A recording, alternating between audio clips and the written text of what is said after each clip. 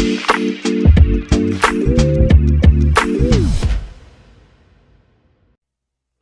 right, hello, and welcome back to another episode of the Chase Thomas Podcast, where I'm still the aforementioned Chase Thomas, coming to you live from Knoxville, Tennessee. Everything School HQ. Ryan, the hair's grown back. He goes away for a couple weeks. He moves. The hair grows back. Hey, lots new for Ryan Schumpert of Rocky Top Insider. Ryan, how was your vacation? My vacation was great. Ozark Mountains were beautiful. Played some nice golf courses over there. Ate some good food. So no complaints for me. Okay. What was the best thing you ate? I had a bison steak for the first time. Fantastic. Okay. It was like the size of my head, but it was fantastic. There you go. Bison's good. I've had bison. There's a good spot in Oak Ridge that has like all kinds of game meat. They have like all kinds of stuff. Buffalo Mountain Grill, I think is what it's called, over there in Oak Ridge, but they have a lot of good game meat, so I like that place a lot. Also here, surviving his 21st birthday in Oxford, Mississippi, it's always college football's Jack Foster. Jack, how was the birthday weekend? How did it end up unfolding for you? It was great. I can recount most of Friday night, so that's a good thing. Yep. And it went well. And then Saturday, watched the UFC fights, so it was a very good weekend with the friends down in Oxford, so I can't complain at all. What'd you get? What was your first legal drink? Okay, you're going to laugh, but I got a Jaeger bomb. Oh, how was that? It was good. I was, someone recommended that to me who I valued their opinion. I was like, all right, let's do it. So it was kind of a thing. So I got the Jaeger bomb. It was good. Go to beer after that? Did you mix in some wine? What was happening here? Throughout most of the night, I stuck with rum and Coke. So okay, yeah, rum and not Coke. too bad.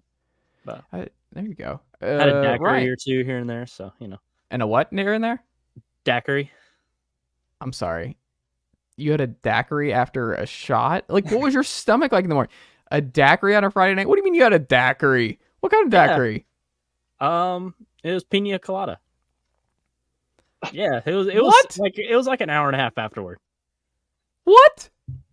I've never heard of anyone starting their night with some Jaeger bombs. Then like, you know what this night's missing? A daiquiri. Like dude, a daiquiri. Look, man, I was going with the flow and like. Did you throw up at all? No. Good for you, man. You got an iron stomach. I just don't.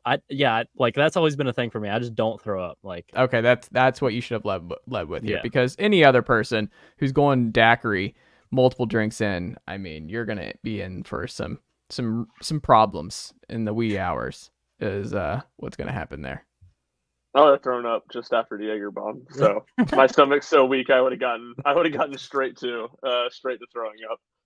Speaking of throwing up, I can't even transition to something with Tennessee recruiting. And speaking of throwing up, Ryan Schumpert, you had something you wanted to lead off with here tonight. Are you ready to grab the mic here and give me some great Tennessee content that I can clip together for the Tennessee masses? Yes, I am, and I actually had forgotten about this, but I'm glad you remembered and brought it up. And look, we've done a lot of talking on this podcast over the last 6 months. 8 months, especially the last 3 months. Discussions about how Tennessee's offensive line recruiting needed to be better, especially offensive tackle, how Glenn Ellerby wasn't getting it done, could be on the hot seat going into this year. He's a great position coach, but if you don't have the talent, you're not inheriting Darnell Wright, that only gets you so far. Well, all of a sudden, Tennessee came out of maybe not nowhere at the time when they actually landed Bennett Warren this week, but as of 6 weeks ago, seemingly came out of nowhere to get them to think of Bennett Warren's recruitment, and then they land them, and all of a sudden you look up in Tennessee's offensive line class. It's not perfect. You probably would feel better with one more definitive tackle body in there, but all of a sudden it's really, really good. And they went to Texas and got Max Anderson, a 4-star. They went to Colorado, Gage Ginther, a high 3-star. It was one of their top targets, got him. William Satterwhite over Clemson when they bounced back from missing out on Ronan O'Connell. So with as much maligning as we have done for Glenn Ellerby on this podcast, he certainly, I think, deserves his flowers, deserves, I think, a 5-minute round of applause is what I said. I don't think we have to do that for the listeners. I don't know how many of them will stick around and listen to the rest of this podcast if we do that. But Glenn Ellerby with a huge win, and And like I've said on here, I thought Bennett Warren was kind of the most important remaining recruit on Tennessee's board, and Tennessee won it against some really tough competition. Do you feel the same, Jack, that Bennett was the most important remaining target on Tennessee's board, or would you say it's like a Cam Franklin or Williams Nwaneri? Well, I think the thing with Bennett Warren was it was so new. So Cam Franklin's been a development for a long time. So you have that in the forefront of your head that that's the most important remaining piece. But when you look at just the class itself, and like Ryan mentioned, making momentum at the recruiting offensive lineman, I think you could definitely argue it was the most important get. But I would still probably side with Cam Franklin for reasons I gave a week ago. Just everything involved in that and needing to finish the job there. I've always said that Glenn Ellerby was a better closer than Rodney Garner. Many people forget that I've been saying that for years on this very show. People forget. But now it's just funny. Like just following recruiting is bad for your health. It's bad for most people's health. Just the up and down of all of this has been very upsetting. And when you hear like guys like Austin, Austin Price, talking about like this is the most unpredictable class ever, I'm like, I should just like not look at any more of this. Like when you have insiders just like it's almost impossible to follow and everything's a coin flip. I'm like, probably not great for my health. Like Mari Jefferson this week, I don't know. Like I don't want to know. Like it seems like he's Bama. Then you see some message boards, folks. Like I know so and so at Baylor, and they would be shocked if Amari ended up at Alabama over Tennessee. And you're like, okay, I need to not think about any of this. And then Cam Michael popping up back on the radar, is that's where they would turn if Amari goes to Bama. It's just recruiting is just a wild thing. But we'll see. Williams Nwaneri announced that he has a definitive commitment date in August. We'll see with Jordan Ross if that could happen soon. I think he got from John Garcia a prediction to Tennessee, so we'll see if that ends up coming down the pike here. But all good all across the board. First thing, though, because the good folks like myself, the real college football sickos who have been waiting for Rodney Garner to be pulling up that football on a stick and just playing with the Rocky Top Insider music, which I prefer because Rocky Top Insider has this like soundtrack in the background for all of these 6-minute practice videos, and it's stuck in my head throughout the day. But I'm like, burp, burp, burp, burp, burp, and then it like picks up, and yeah, it's just it's great. It adds ambiance to what I'm watching. But when you just see Rodney Garner lean over, it reminds me of the Cleveland Browns offensive line coach from a couple years ago on Hard Knocks, where the stomach turned into a football. It's great. That's what it looks like for me for Rodney Garner. And shout out to Rodney being like, I'm too old, and if Robert Ayers is going to be here, Robert, you're going to be doing the football on a stick for a little bit. I'm too old. I'm not doing that every single time. But your biggest takeaway, Jack, from the first week of practice and the depth chart that we've seen with the 1s and 2s through 3 days here now. Well, I haven't been at practice, so Ryan will have a better answer for this. But, just reading observations and, all the press clippings about practice, it's the secondary. And kind of going back to what we talked about last week with Ethan Stone, we talked about who he thinks going to emerge as starters in the secondary and who could have a big year. Andre Turrentine seeing reps with the first team was surprising to me. Danico Slaughter seeing first team reps at cornerback was not surprising to me. That just, affirmed what my thoughts of how he was going to fit in with Tennessee this season were. But really just Turrentine and Brandon Turnage too, being on the first team, because I felt like he probably was going to be behind some other guys, but evidently he's still in the thick of it for, competing for a starting spot. Yeah, I think Andre Turrentine popped the most to me here, too. When you look at it, Ryan, I mean, is that just maybe they're giving some reps just in case things go south legally with Tank McCullough, or do you think it's a real thing that they're just like, hey, he's got to prove it, he's got to earn it? Because Andre Turrentine's now been there for a little bit. Wesley Walker, it feels like that's safe. Danico Slaughter at corner is safe. But, probably Tamarion McDonald at star is safe. But it does feel like Andre Turrentine has a legit option to start and to at least be in the running for that spot. Is that what you've gathered this week?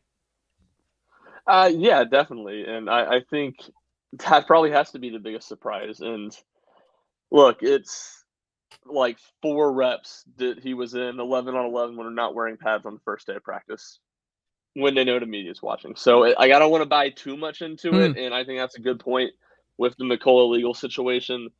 But at the same time, like even if that's the case, and they want to get other guys experience, Andre Turrentine wouldn't have been my first guess for who was playing at safety, and Hmm. he was a guy that I was excited about a year ago because he was a big time recruit coming out of high school, spent the year at Ohio State, transferred in.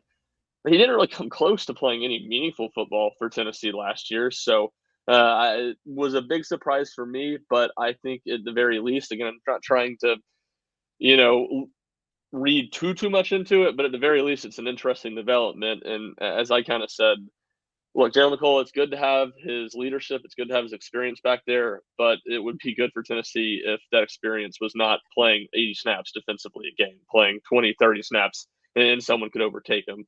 Because unless all of a sudden in his 5th year he just finds a different gear, he's the type of guy Tennessee. If Tennessee wants to improve upon their pass defense, upon their secondary play, you want some other guy, younger guys overtaking McCullough.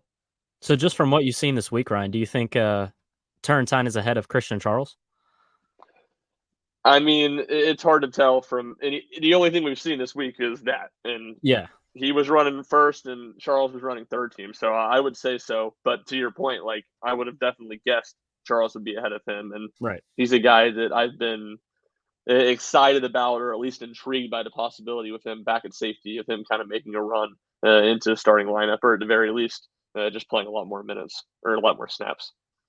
I think the other major surprise outside of Brew McCoy looking like he shedded a lot of weight and looks shredded. Like Brew McCoy looks like he's poised for just a gigantic final season here with Tennessee. But I think the other one was Gerald Mincey running with the twos at left tackle, and that it looks like it's going to be Jeremiah Crawford and Dane Davis manning the 2 right tackle spots out of the gate here, right? Like, have you found, like, is that just something that Mincey just doesn't want to play right tackle, and it's just we'll see what happens between him and John Campbell? What is there? What happens here, Ryan?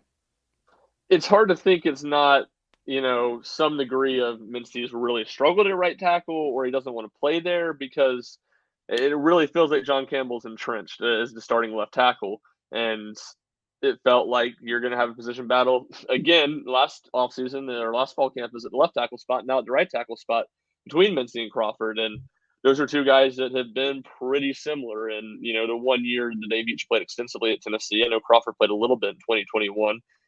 So I don't see Dane Davis really pushing Jeremiah Crawford. So all of a sudden, if Mincey, they just ruled out him working on the right side at all, and he's going to be at left tackle, I'm sure there'll be competition there between Campbell and Mincey. But it's really hard not to see Mincey winning, or excuse me, not seeing Campbell winning that left tackle job. And on the contrary, I'm sure there'll be competition between Dane Davis and Jeremiah Crawford. But it would be really surprising if Jeremiah Crawford isn't the starting right tackle. So all of a sudden, what we've talked about is maybe the biggest or one of the biggest position battles of fall camp, I think has very much been dulled down, if that is the case, and Mincey's going to be working at left tackle all camp. That'll be interesting. I mean, is it weird that I might feel better about Crawford and Dane Davis at right tackle, Jack? Why would you feel better about that? Because we saw Mincey at left, and obviously Joe Milton being a right-handed guy, like I value left tackle a little bit more anyway. Right. And we saw Jeremiah Crawford at left tackle. I mean, what he did in the Alabama game was great. The throwing up at just point, like the dude's already a legend in that regard, but he holds his own. And if he can hold his own in that right spot, and Dane Davis, we just know is going to play some. Like that man is going to be 37 years old, still getting some smart snaps for Tennessee. We're like, is that Dane Davis still? After extra points. Yeah, like he's going to be doing something. So shout out to him for being at Tennessee for 35 years. But you look at Mincey, I think because Campbell, like he looks like $1 million right now, he's entrenched as a starter. But I think Mincey, you feel a lot better about left tackle if Mincey's actually good being the backup left tackle for the year. Because then you're like, hey, if Campbell does struggle or something, we have somebody in Mincey who did do enough last year that the season's not like in disarray if Campbell goes down or Campbell's not what we think he might be, right? Right, yeah. Unknowns are scary, and Campbell's an unknown for Tennessee. Yeah. And Mincey showed that he may not be, all SEC caliber or anything like that, but he can play left tackle, and he can play it pretty efficiently. So pretty well. So knowing that you have that security blanket at left tackle, that's a good point, and that's something I hadn't thought of. Just because with Mincey being a starter last season, now moving into this season, it's kind of weird that he's not earning first team reps. But if they're confident in JJ Crawford on the right side, and Campbell's got this tremendous upside, and he's in great shape, and he can just, he has a higher ceiling maybe than Mincey, then this offensive tackle battles for each side is probably the best case scenario with Mincey being that backup left tackle, I think. I think so too. The Smokey Grays. This is something I've been thinking about because we saw that rumored leak, which I don't think is true, that just came out. Like I don't think that's true. I think it would have come out. Tennessee would have addressed it if those Smokey Grays with the weird orange at the front were real. Jack, do you like the Smokey Gray football uniforms? Not baseball, not basketball, because I don't think Rick Barnes will ever bring those back as long as he's roaming the sidelines for Tennessee. Are they actually good? Are you a fan of the Smokey Grays? Not the white helmet versions, not anything else. The Smokey Grays we saw last year. Are those actually good uniforms? Big fan. Okay. Big fan. I love Smokey. I actually think of all the alternatives, it is 100% my favorite. I like it better than dark mode. Really? Yeah, I do. Wow. Oh, no. Shake his face. Whoa. Whoa. Funny. Whoa. I take it over orange on orange too. Oh, that's this is unbelievable. This Jack is, oh my God. Apologies to the Tennessee fans watching who just fell out of their chair with this take. This is an unbelievable take. Orange on orange and dark mode. The dark mode with the black helmets. You're going Smokey Gray? Yeah, I am. Ryan, are you also going Smokey Gray over orange on orange? No, I have the dark mode and orange on orange above Smokey Gray. Smokey Gray is my least favorite uniform Tennessee wears. It's not awful. It's not awful like the Adidas Smokey Grays or like the what you were alluding to, the Smokey Grays that were in Dick's Sporting Goods or something like that. Like it's not as bad as those, but it's like, to me, it's mid at best.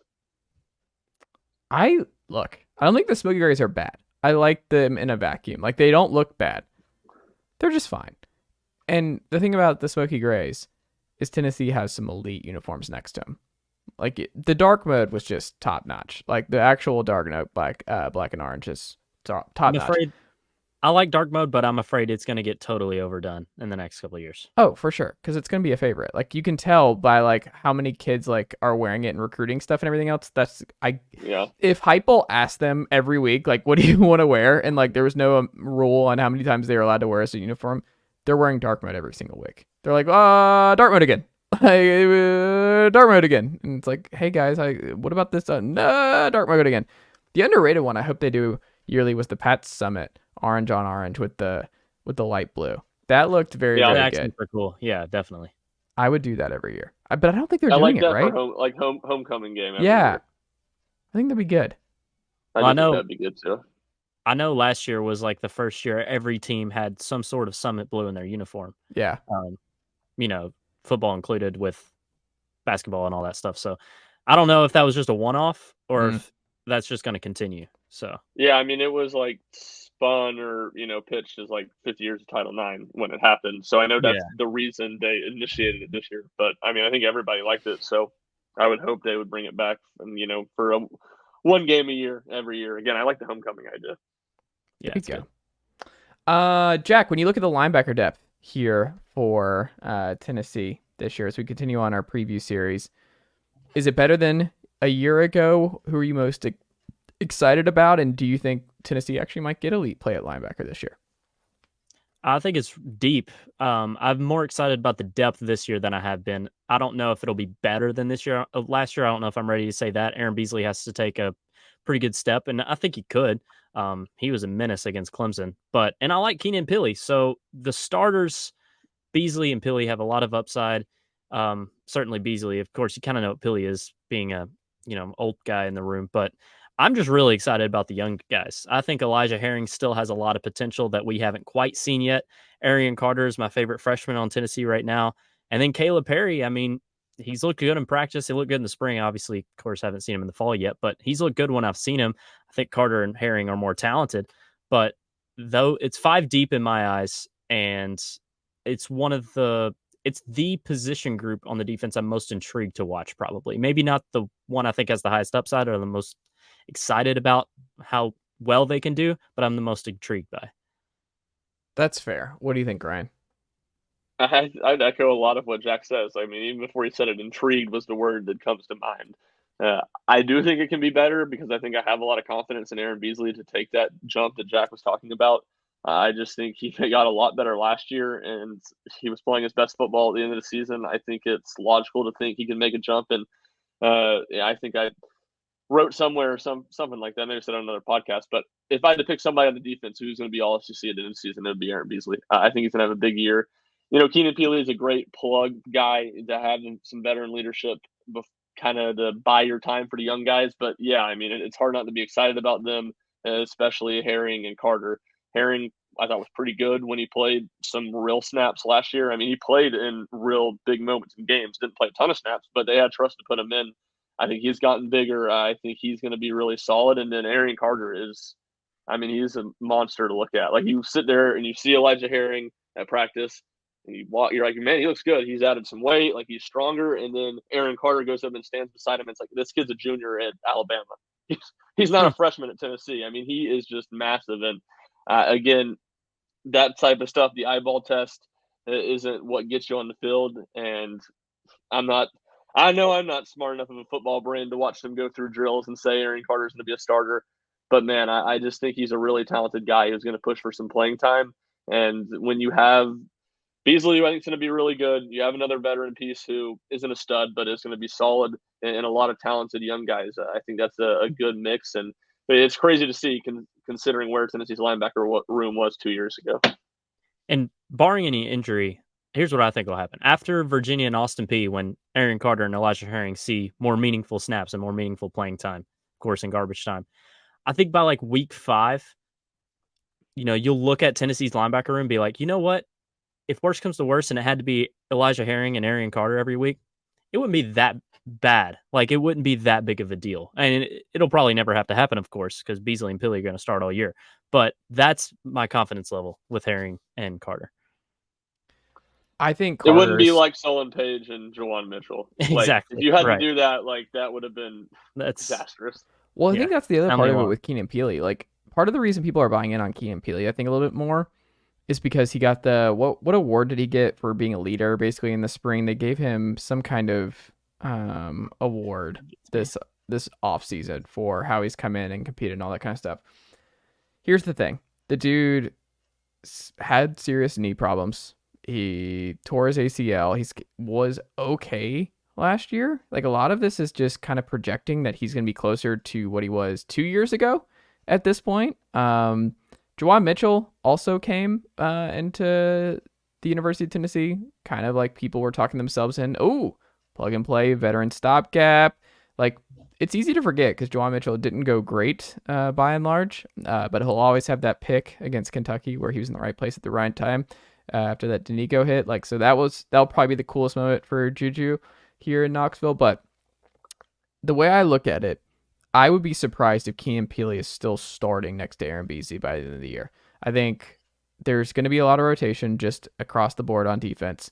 You don't throw Aaron Carter out there to begin, but my guess is we're getting Aaron Carter and Aaron Beasley as the starting linebackers by the end of the year. I don't know when it's going to happen, but my guess, because they rotate and because of Keenan Pili's injury concerns and just what Aaron Carter can be right out of the gate, I just think you're going to be looking for answers later on this year, and I think he's just going to be someone who's probably just too good to keep off the field. And also, can we get Elijah Herring some gloves?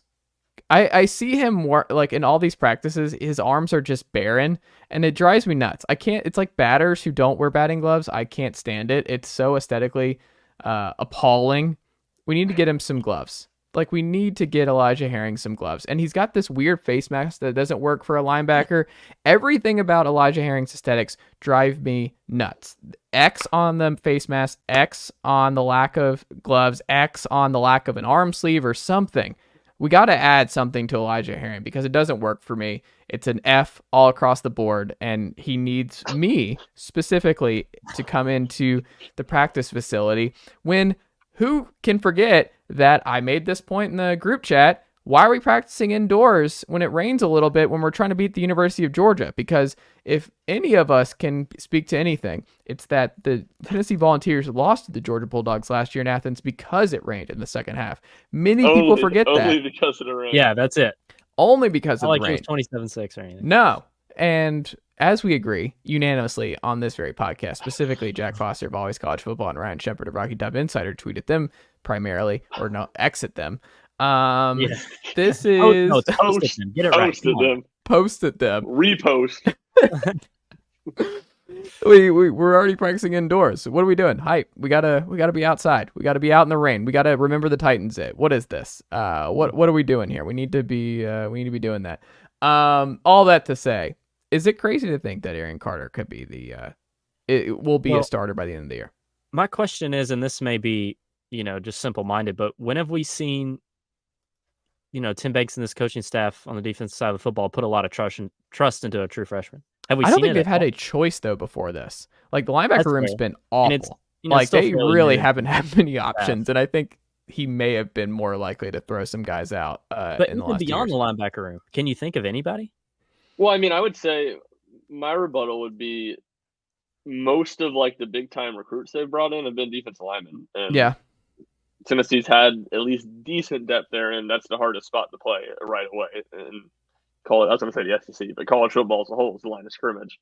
I would be more inclined to listen to that with William Martinez and the defensive backs because not even talking about freshmen, like he just seems to always play the veteran guys over the young guys. But I mean, that's a fair point. I think Carter's the most ready to play of any defensive freshman they've had since this staff has been here. I don't think that's a crazy take, Chase. I don't think that's like definitive either. I think it would be good for Tennessee. I think that would be a really encouraging sign. I think Keenan Pili kind of is what he is, and Tennessee hopes that's solid. But I think at the very least he's going to have some limitations, and Carter as a whole is ceiling. Maybe not this year. We'll see this year, but in the long term, in the next few years, his ceiling is way higher. He's just like the thing about Pili is he doesn't. I don't know outside of gobbling up tackles, he actually does well. Like I'm looking through everything. He doesn't get interceptions. He doesn't rush the passer. He had no sacks in 2020 when he had that really good year. 0 sacks, 0 forced fumbles. He had 1 fumble recovery. And then you look at that because that was a big year for him in 2020. Last year, I mean, he had 29 total tackles for the year. I mean, we'll see, but I don't know, man. I think there's been way too much of a like Keenan Pili solves this gap, and we just have Aaron Beasley and Keenan Pili for this year. And I'm like, I think there's a possibility that Keenan Pili is going to get passed by Aaron Carter sooner rather than later. That's my gut. Well, even then, like I think you're talking about a little too oversimplified. Like they only play 2 linebackers. They would love to play 4 linebackers consistently in games. They have played 3 consistently and kind of have worked in even last year a 4th and a 5th when you talk about Page and Herring. Yeah. So they're going to play 4 guys. Keenan Pili is going to play. For sure. Whether he starts or not, even if he gets overtaken, he's still going to be in there playing 30 snaps a game. Yeah. I just think he gets overtaken. That's a good thing for Tennessee, by the way. If he gets overtaken, that means Aaron Carter is going to be awesome for 3 years here at the University of Tennessee. Final thing here on Tennessee football before we hit some basketball and baseball real quick to wrap up. Early lines are out. Tennessee minus 28 against Virginia. Over-under is 58.5. Goodness gracious. Tennessee 7.5 at Florida. 13 at home. Minus 7 against A&M at home, plus 9.5 at Bama, and plus 8.5 against Georgia. Ryan, when you look at those early lines that are now all out, what jumps out to you the most of that group? Probably South Carolina, honestly. Like that line was really big, and I thought that would be a game Tennessee would be favored by a touchdown at this point, but man, 2 touchdowns, like that just feels like a lot of points. So. I think maybe just like the stark difference in all those games of how much it seems like, and some of it's the location of these games, but how much it seems like Vegas views Tennessee as not in the same caliber as the top teams in the SEC, but clearly better than the middle of the pack teams. I think that just like stark difference is probably the thing that jumped out to me the most. But if you're going to say a single game, it would probably be South Carolina. Do you think it's too low or too high? It's too high. Too high, yeah. Oh, I mean, I thought it'd be interesting. like Tennessee's 7.5, 8. Even at home? Even at home. I mean, Yeah, I would have put it around 8.5 or so. Definitely more than the touchdown, but double-digit win. Yeah, like full 2 touchdowns. Like if it was 10, I would have been like, okay, that's a little higher than I thought, or 10.5. Right. I guess it's a little higher than I thought. But that's not crazy. Fair. 14, it just felt like a lot. I mean, I would do think 20.5. Better than South Carolina.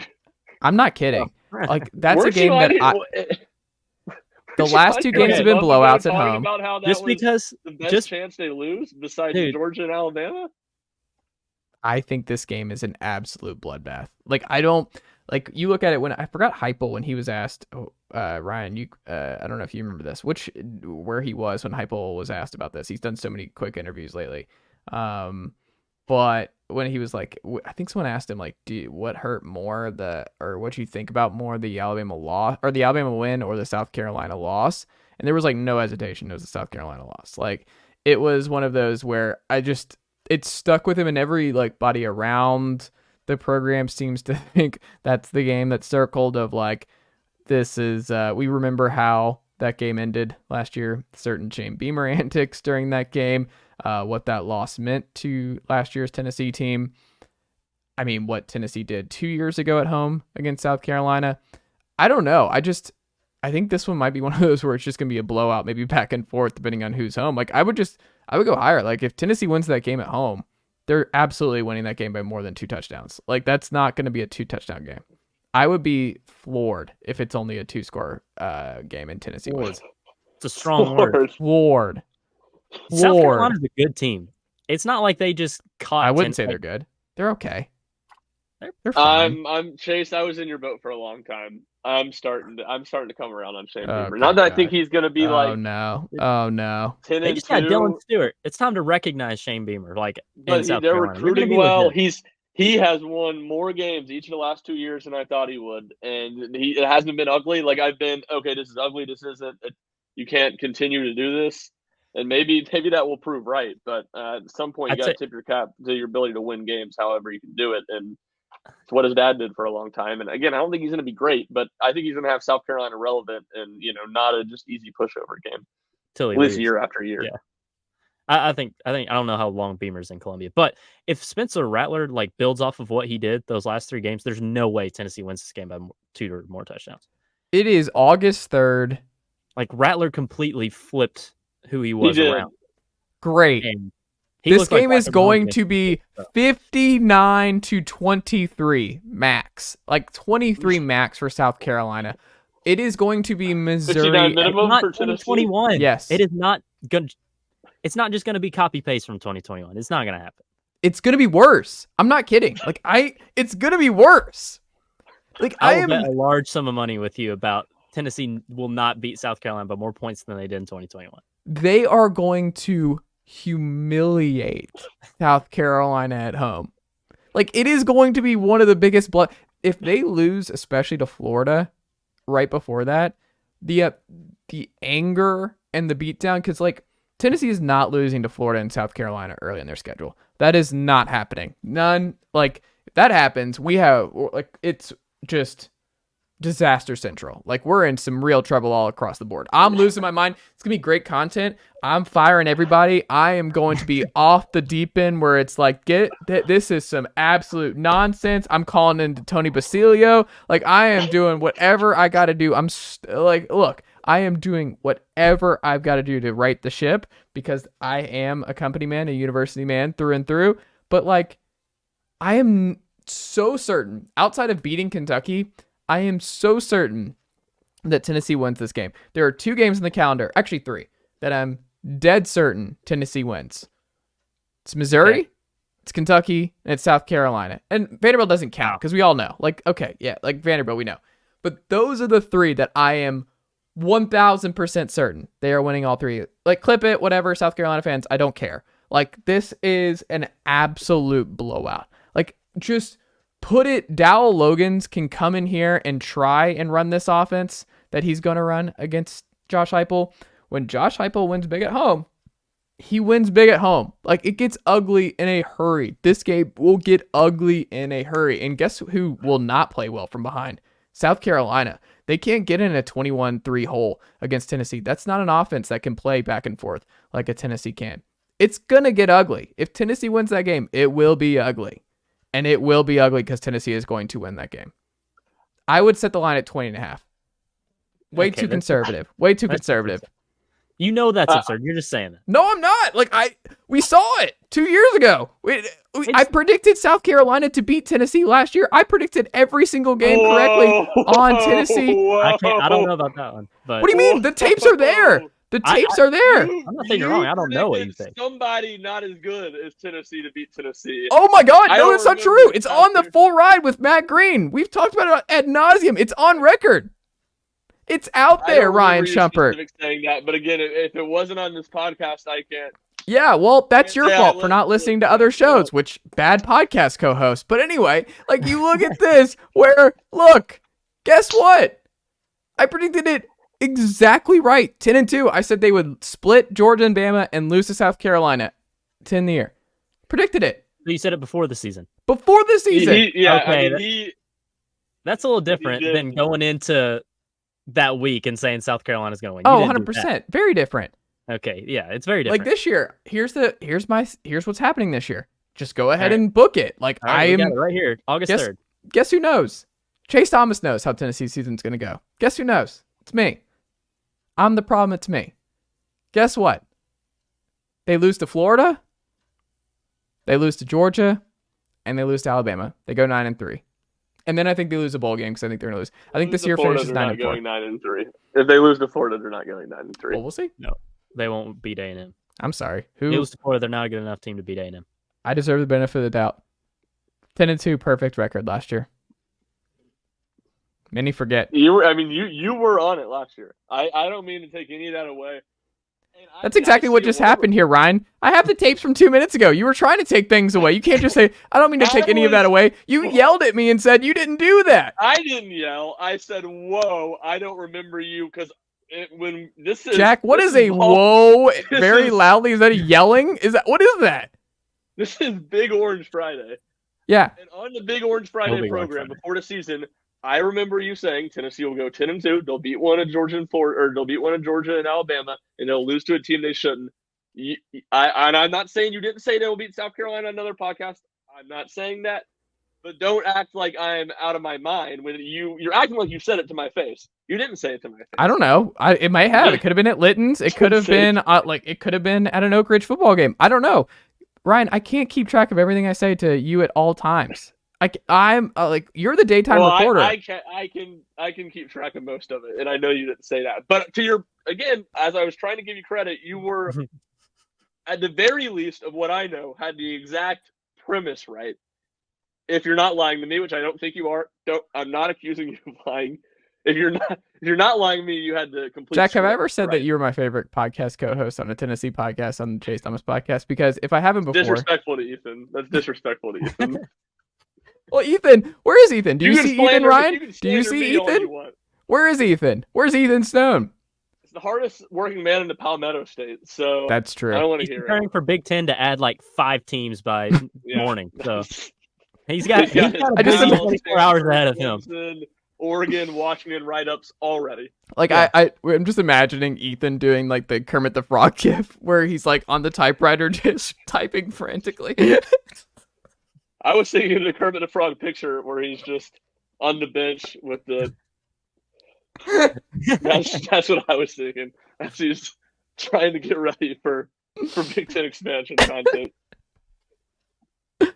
Oh my God. Well, anyway, unbelievable the disrespect on my own show here.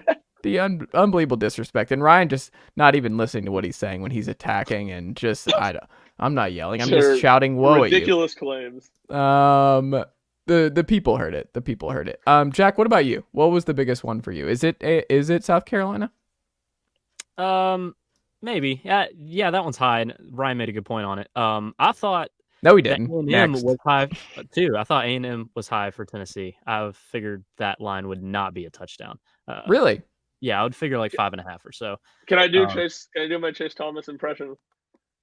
Tennessee's not Yeah. losing Texas A&M. It's not happening. It is. Oh, It's not. see, this is a I'm not crazier gonna sit take and to say me. they're gonna Being win by this 20. being this certain about A&M and not South Carolina is very strange. So many Wait, hold on. things. So many things played in Tennessee's advantage in this game. Josh Heupel, absolute beast off buys in his career, 7-1. Hmm. 2 of his biggest wins at Tennessee. They decimated LSU last year off the bye, and then 2 years ago they went into Kentucky off the bye and won. And the offense was phenomenal. A&M, 3 straight SEC games, coming off Alabama. Really bad spot in the schedule for A&M. Really good spot in the schedule for Tennessee. At Neyland, probably going to be an afternoon or night game. Tennessee's winning that game. That's good points. I don't hate this take. I feel better now. And I think about A&M could be pretty good, but like it's not like a me. I don't think A&M's good take. I do think A&M could be pretty good. I mean, they're probably the biggest swing team in the SEC from floor to ceiling, but Tennessee's winning that game. But we're talking spreads here, Ryan. So the 7. No, that's true. Yeah, I don't hate that take. I mean, I think I'm picking Tennessee to win that game too, but I just thought 7 was maybe a little high. And why is I know it's in Tuscaloosa, and I know the Georgia game's in Knoxville, but Alabama shouldn't be favored over Tennessee by more than Georgia. Disagree. I would do like 17.5 for Alabama. See, okay, I can't have a logical conversation with you if you're going to do these absurd. I am not. There's not a game I'm more certain that Tennessee is losing than at Alabama this year. Like, you can just put that in stone. Like, whatever. If you bet on Tennessee at Alabama this year, you're just throwing money away. Like, that's just one where I'm like, absolutely not. It's not happening. We're not beating Nick Saban back-to-back years, especially on the road in Tuscaloosa with that dude. No, it's not happening. It's going to be terrible. It's going to be like 27-10, and Tennessee just it's just going to be awful. I could still see Tennessee beating Alabama more than I can Georgia. Wow. Still. I don't. I mean, Alabama's quarterback play could be really bad. Like, they could just be holding on. I just don't think it matters. I think they're just going to... all the big games at home. What if they just eke by, and then Milton... They did it last year, and they still only lost 2 games by a combined 4 points. Yeah, but they have freaking Bryce 2 Young. games. I mean, I don't know. I think the defense is going to be elite. Tyler I think it's going to be damn good. And I know they're changing their offense. Defense is going to be better, but like... Nick Saban was smiling, walking out of his presser. I'm terrified. That's the game that I'm just like... Alabama's going to win. There's no doubt in my mind, but I still would be more confident in Georgia beating Tennessee than Bama. I don't know. Like, the Georgia thing to me, like, here's the thing. I'll make this claim. I don't know if y'all have heard this yet. I'm planting my flag here. Here we go. Tennessee beats Georgia if they have 3 losses going into the Georgia game. Yeah. Like, if they are having the season from hell. I like this take. It's a good take. And they've lost to Florida, lost to A&M, lost to Bama, and then they go into the Georgia game. Georgia, guess who's not Georgia gets up for the big ones. They got up for Tennessee in a big way. They get up for those. You know who they didn't get up for? Mizzou on the road. Like, that's the one they don't get up for. So it's like, if Tennessee's having a down year, if Tennessee has stumbled a little bit, that is the absolute recipe for Tennessee to have a lot better talent than they had 2 years ago when they were up after the first quarter in that one. Like, that's the recipe for Tennessee beating Georgia at home, is them actually being unranked and having 3 losses and kind of having a rough go of things, all things considered. That's the way Tennessee beats Georgia, is if they're not on Georgia's radar at all.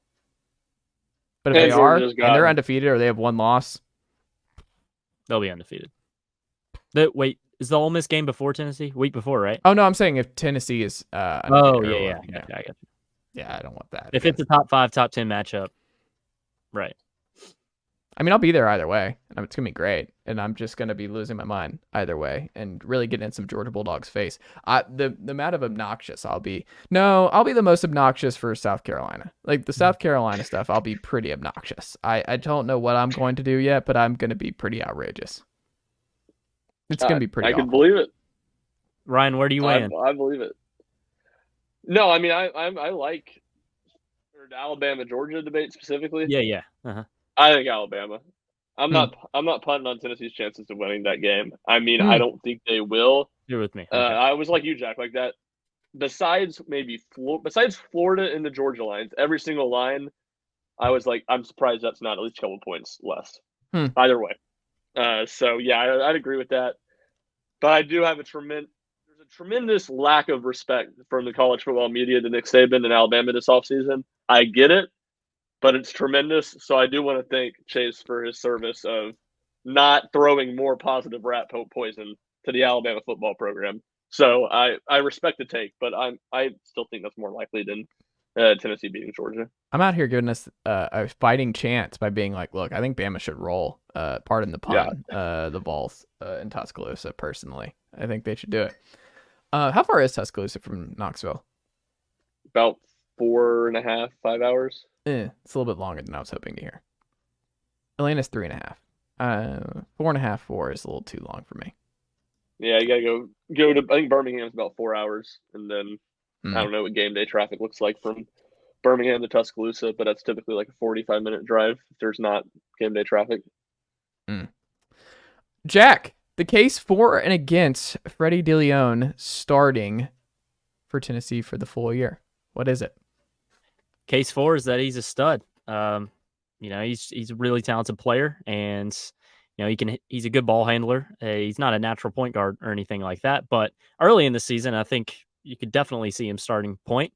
After that, it just depends on how he performs early in the season once Zakai comes back, and we could still see Zakai. We talked about this last week, going to a bench role. I don't subscribe to that theory. Y'all kind of flirted with it last week. I think Zakai's a starter no matter what. But if Dilione is just, really, really good out there and is passing the eye test and flying colors, then, there could be a scenario where you're looking at it and you're saying you cannot take Freddie Dilione out of the starting lineup. But I think he has to prove that early in the season when he does start with Zakai sideline. But the case for is that he's just a really good athlete and a really good basketball player. And, Tennessee's backcourt depth is good, but it's not out of this world. So you could definitely see him, taking over starting role at some point. Interesting. What about you, Ryan? Do you share that sentiment? I do. I think he's going to have. I think there's a great chance he starts to start the season if Zakai isn't healthy or isn't fully ready to go. But he's going to have to be really good where you can't take him out of the lineup. I just don't. Santiago Vescovi's going to start at 2. I have a really hard time thinking Jemai Mashak's not going to start at 3. And I see, again, I think I've said it on here before, I see them using Freddie Dilione as the offensive spark plug off the bench, kind of in a lot of ways Zakai was 2 years ago when Kennedy Chandler started. So if he's just so good in the starting lineup to start the year, you can't take him out, and he's the team's best scorer, then yeah, he's going to be a starter. But if he's just a third, fourth best scorer, good player, but not just, all SEC guy right away, I think it just makes more sense for him to come off the bench. It really comes down to this. There's no scenario where Zakai and Freddie start. So it's one or the other. Yeah, I guess with Vescovi, there's really no path. Yeah. Yeah, my guts, does it mean that Tennessee's better if Freddie Dilione ends up being the starter? Are they a better team altogether if Freddie Dilione proves himself and is worthy of being a starter over Zakai? Does that mean they're better?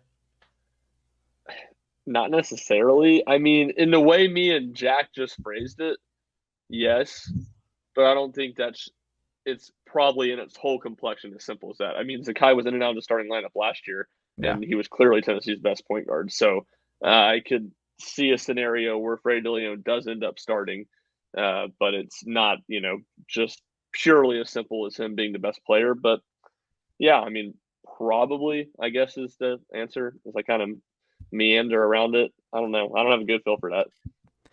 I think he's going to start. We've seen Barnes is totally fine and still might just be more comfortable as Zakai off the bench. And I still might be in that camp of I may just prefer Zakai to come in 3 to 4 minutes into a game. I mean, what we're going to see. I just think Zakai's. I love Zakai. He's protect him at all costs. They did this adorable happy birthday song to him in Italy this week. So Zakai's the heart and soul, and I want him to be a Tennessee Volunteer forever. I'm a big Zakai guy, but there is just such a strong part of me that's I think I would still rather him come off the bench and still be the first guy off. And I'm not saying that's dumb or anything. I'm just saying from what I've seen, Zakai is definitively a better point guard than Freddie Dilione. I don't know if he's a better player than Freddie Dilione. Yeah. And Freddie Dilione has been, capable the times I've watched him run point guard, but it can get a little erratic and can get a little wild. Maybe he can tune all that down and get that in good feel and touch by the season, but that just would be a little bit of concern for me. Final thing here, guys. Jack, when you look at the rotation here, going into next year, Luke Holman picks LSU rather. Chase Burns now at Wake. Are you at all concerned with the Tennessee rotation going into next year? A little bit. And I think I'm concerned because I've gotten used to what it's been the last 2 years. And, there was concern about day 3 going into the 2022 season with Blade Tidwell being hurt and Drew Beam obviously being a true freshman. But those concerns were quickly dashed as Drew Beam was just a stud to start the season. And he never wavered until halfway through the season. So going into this season, just because of what we've seen the last 2 years, I'm a little concerned about that day 3 role. I am not concerned with AJ Russell. I don't see why anyone would be, just because he hasn't had a bad outing in a Tennessee uniform. With that day 3 role, Nate Snead is limited in what he can do. He doesn't have a 3-pitch arsenal or anything. I think Frank Anderson's going to work with him. And then Wyatt Evans, even more concerned there because he's coming off of injury. Now, I think Wyatt Evans has great upside, and Ryan can speak to that as that's his guy. But yeah, that day 3 starter is certainly up in the air and a little bit of a concern. What do you think, Ryan? Were you surprised that Holman didn't end up at Tennessee? No, I wasn't surprised. I mean, I think Tennessee was in the thick of it, but again, I mean, it was. You can't be surprised. Yeah. Yeah, exactly. I mean, there was never like some consensus that Tennessee was like the leader there. I never heard anything more than visit went well. They feel like they're in the thick of it. So I wasn't surprised that Holman went to LSU in the slightest. Yeah, I think the way Jack phrased it, in the sense that like, I'm concerned that starting pitching might not be one of the best 2 staffs in the country, like it's been the last 2 years. But I'm not concerned in the sense that like Tennessee staff's going to be bad or a shortcoming. Like I'd be shocked if it's not a top 15 weekend staff in the country. So they got to figure things out. There's going to be a lot of competition there. Just naturally, the odds say it's not going to be as good as it was the last 2 years. But I still think it's going to be good. And I think they have enough arms that are capable of being good weekend starters. And you have one guy is going to be your Friday night guy in Drew Beam. It's going to probably be a first-round pick next year. So, I think they're going to be able to figure it out and be in a good spot. Final thing here. This is my favorite. This is your version of the Austin Price the percentage points on recruits. We're going to do this tonight on this very program. Starting left fielder on opening day is who? Okay. I got to wrap my brain. Yes. Yeah. Dylan Dreiling. Yeah. Dylan Dreiling in left. Okay. Center field. Hunter Hensley. Okay. Right field. I'll go Reese Chapman.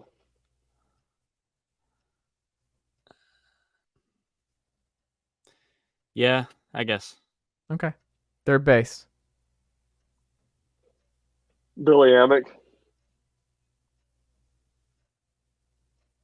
Yeah. I don't think you can move Simo to outfield now. So yeah, I'll go Amick. Shortstop. Ryan Schumpert. $1 million question. One of the freshmen. I'll go Dean Curley. So you don't think it's a JUCO? The JUCO guy, and I'm blanking on his name, that they've brought in is like, he's tiny. To me, it's another. All these guys, you just feel more comfortable if you could ask them to start at second base. So, maybe I don't actually think this. Maybe my out of left field answer would be Christian Moore. I mean, I can't imagine that Christian Moore is not going to get every single opportunity in fall to prove he can be the starting shortstop. Because to Jack's, question about the JUCO, it feels like you're better suited to try to put him at second base and not short. Okay. So what's your answer? You're going the freshman?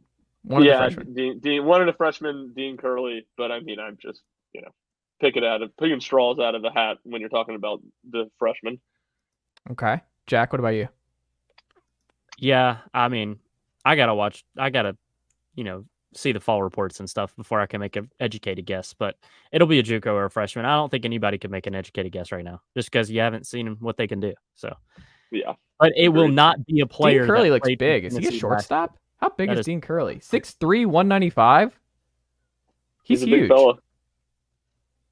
Okay, I'm okay with Dean Curley. If I'm being honest, I mean, the reason I went Dean Curley was literally because of his size. I mean, Grimmer's a big guy too. And then the other high school shortstops are all guys I think that are better suited to play second base. Okay, I'm watching all these. A lot of Vaughn Grissom energy here from Dean Curley. A lot of Vaughn Grissom here. Okay, I'll allow it. Dean Curley starting shortstop. I'm okay with it. Also, is there any possibility that Jaslov or Kendro can be back? Or are both? They both committed to other schools. Kendro's so Pitt, Jaslov to Austin P. Oh, I didn't realize Kendro Pitt. Arkansas State. Where did Kendro go? Pitt. Oh. Didn't know that. Kendra Pitt, Second Ryan base. Miller at Ohio State. Doesn't that sound fun in February? Lovely. Goodness gracious. Second base. Simo. It's Simo, Yeah, and if Simo. he goes to outfield, it'll be Amick. First base. Burke. Yeah, Burke. Catcher. Peebles. Cal Stark. DH. Kavaris. Yeah. Is there any KP. chance it's not Kavaris at DH? Yeah, if he plays outfield. Ooh. Yeah, I mean, if he plays Plays right. outfield or Who's the odd man out in this scenario then, based on what we just did here? Dalton Bargo, Missouri transfer. Does Yeah. he stick around? Yeah.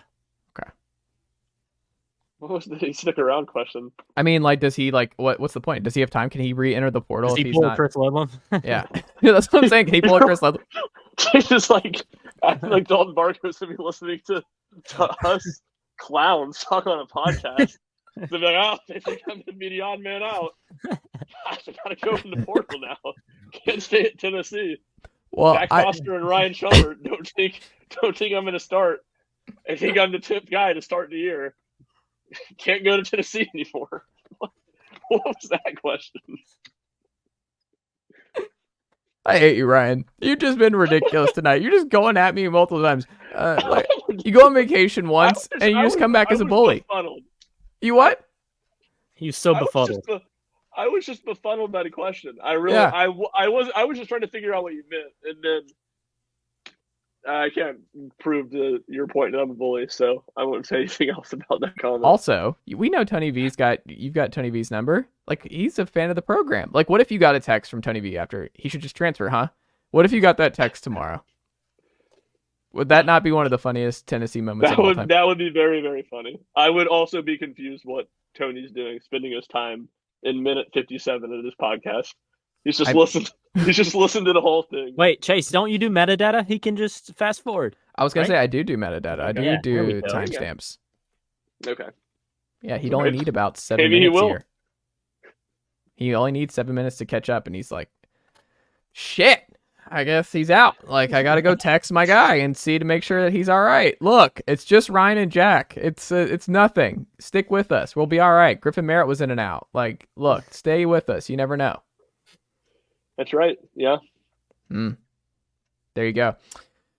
Jack Foster, what can they go check out from you over at Always College Football and Rocky Top Insider this week? Yeah, I got 3 shows out already this week for Always College Football. A lot going on, and Greg's just a guy that wants to talk ball, so it's paining him a little bit to have to do all this expansion stuff, but it's a necessary evil. So a lot of expansion talk. Looking at year 2 coaches this week on Always College Football. Follow us at Always CFB. Our socials are growing, so that's exciting to see. Then over at Rocky Top Insider, man, Ryan and Rick holding down the fort for now with fall camp, doing a lot of good content over at RockyTopInsider.com and all socials at Rocky Top Insider. Football season's almost here. It's college football season month. We're 23 days away from week 0.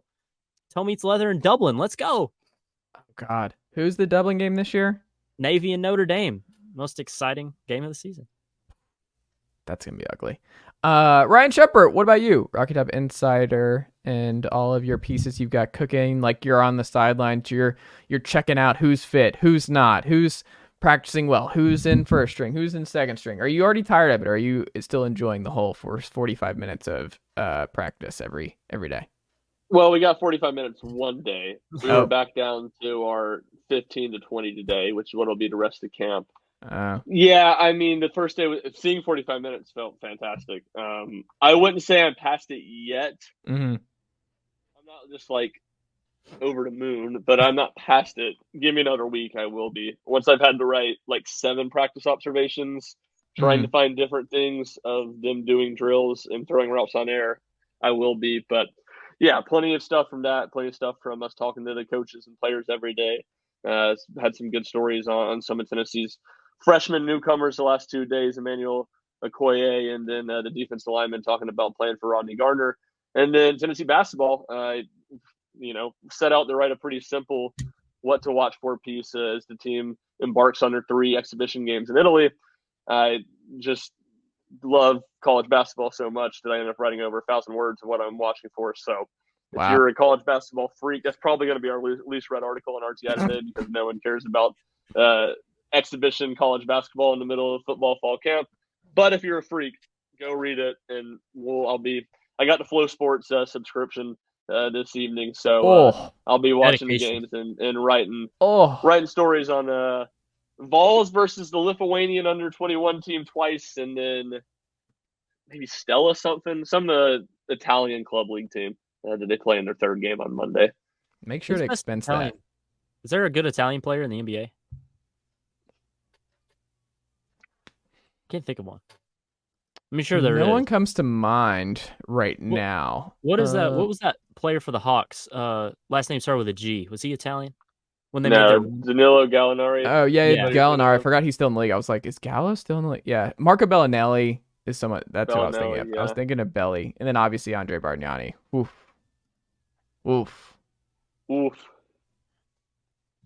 That's rough. Yeah, that's about it. I'm looking at some of these. No, Andres Nocioni. Now that is a guy. That is someone I've not seen in a long time. Let's remember some guys. Dudes love Pablo Prigioni. Remembering some dudes. I'm wearing my Atlanta Hawks Kirk Heinrich NBA jersey. Who can forget Atlanta Falcons? Atlanta Falcons are on the brain.